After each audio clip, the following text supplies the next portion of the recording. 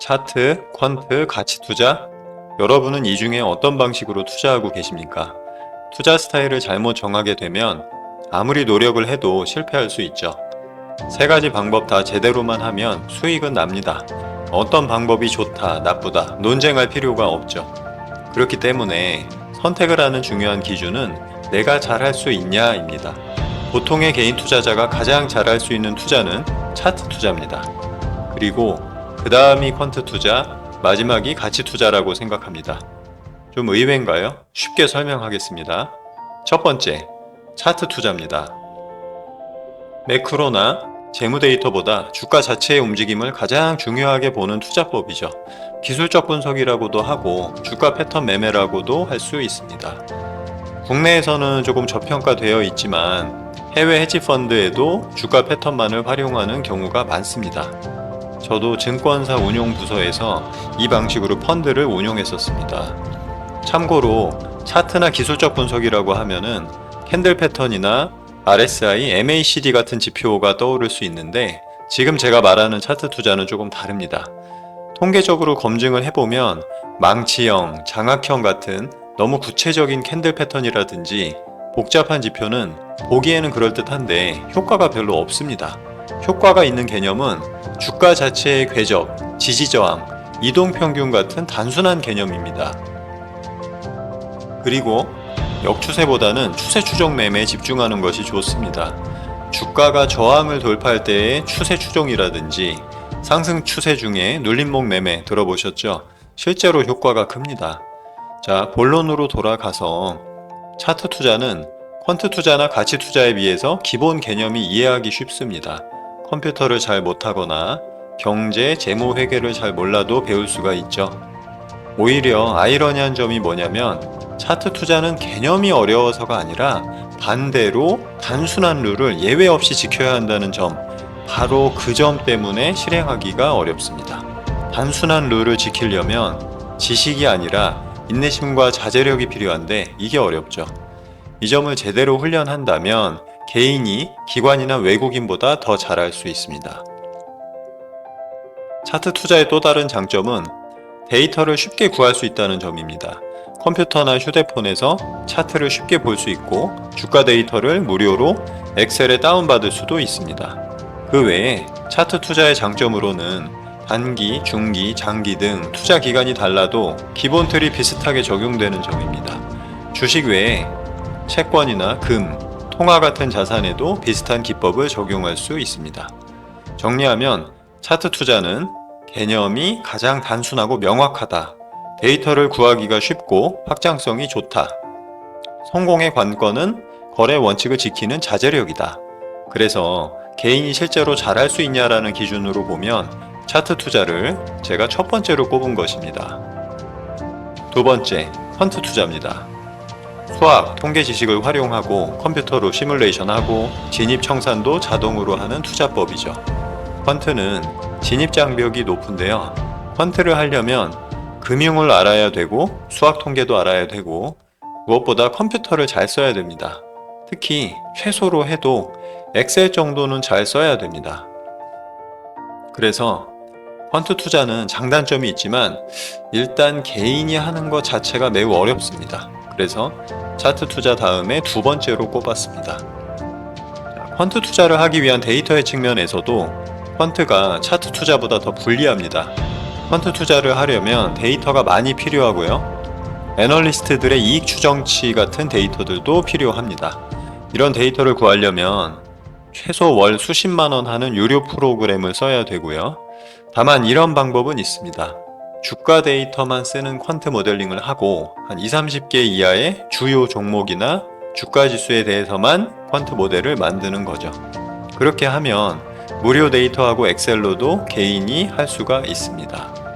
사실 재무 데이터는 10년 전쯤부터는 어차피 투자 효율이 너무 떨어져서 업계에서도 이제 많이 안 씁니다.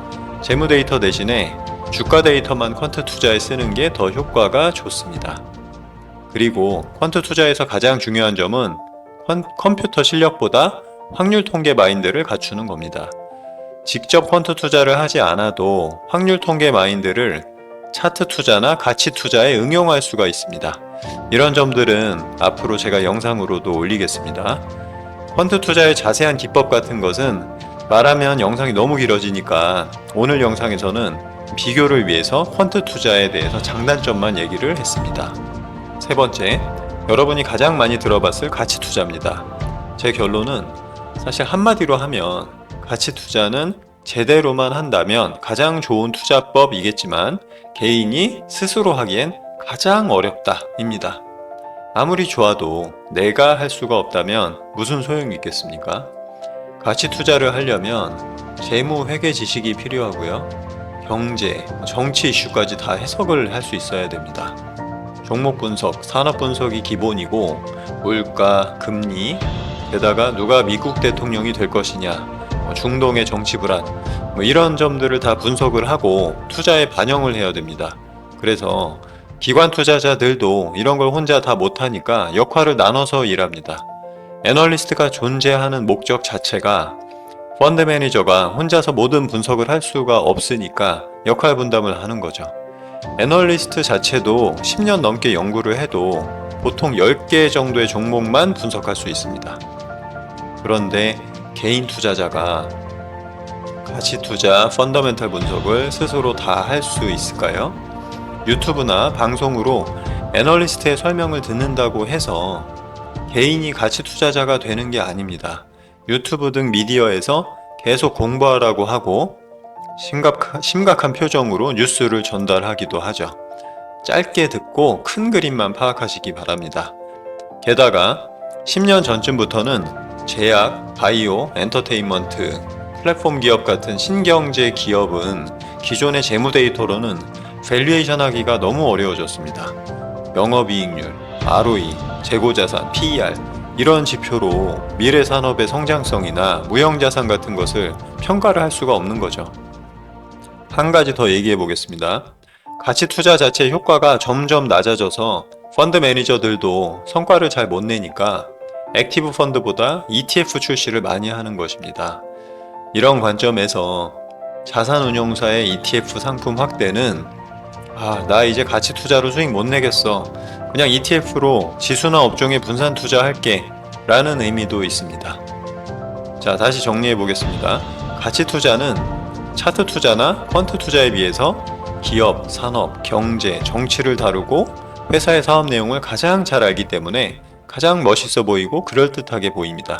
근데 개인이 스스로 해내기가 너무 어렵습니다. 개인 투자자는 가치 투자에 필요한 데이터도 확보하기가 어렵습니다. 개인은 기업 탐방을 가기도 어렵고 IR하고 통화하기도 어렵죠. 애널리스트가 작성한 보고서의 프리젠테이션을 직접 들을 기회도 거의 없습니다. 미디어에서 애널리스트나 가치 투자 방법을 듣는 거는 분석한 것을 구경하는 셈이지 본인이 가치 투자를 하는 것과는 전혀 다른 것입니다. 가치 투자 방법론 자체는 훌륭하지만 사실 개인이 거의 할 수 없는 구조다 라고 생각하시면 좋습니다. 자, 여기서 어떤 분들은 이렇게 생각하실 수도 있을 것 같습니다. 그거는 나도 아는데 전문가들의 내용을 다양하게 듣고 참고만 해서 최종 판단을 내가 잘하면 되지 라고 말입니다. 근데 지금까지 그런 방법이 통하셨나요? 투자 방법론 전체의 틀을 점검해야 하지는 않을까요? 한 가지 더, 개인 중에도 가치 투자로 성공한 사람들이 있지 않냐는 반론을 할 수가 있습니다. 맞습니다. 근데 그분들은 개인 투자자 중에서 정말 소수죠. 그분들은 애널리스트급으로 가치평가를 스스로 합니다. 재무제표를 주석까지 꼼꼼하게 해석하고요. 기업 탐방도 직접 간다든지 특정 산업에 전문적인 경험이나 식견이 있는 경우도 많습니다. 일반 개인 투자자가 아닌 거죠. 정리하겠습니다.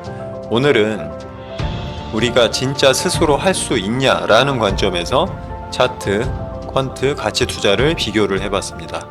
제대로 배운다는 가정하에 개인이 할 수 있는 거는 차트, 퀀트, 가치 투자 순이라고 생각을 합니다. 저는 회사에서는 가치 투자나 퀀트 투자를 주로 했지만 개인 투자할 때는 차트 투자를 주로 합니다. 자신의 성향에 맞는 것을 잘 할 수 있으면 좋은 성과가 나기 때문에 투자 방법에 대해서는 한 가지 정답만 있는 것은 아니라고 생각합니다. 마지막으로 강조하고 싶은 점은 본인이 직접 해내야 한다는 것입니다. 누가 대신해 줄 수는 없는 것이죠. 자, 오늘은 여기까지 하겠습니다. 안녕.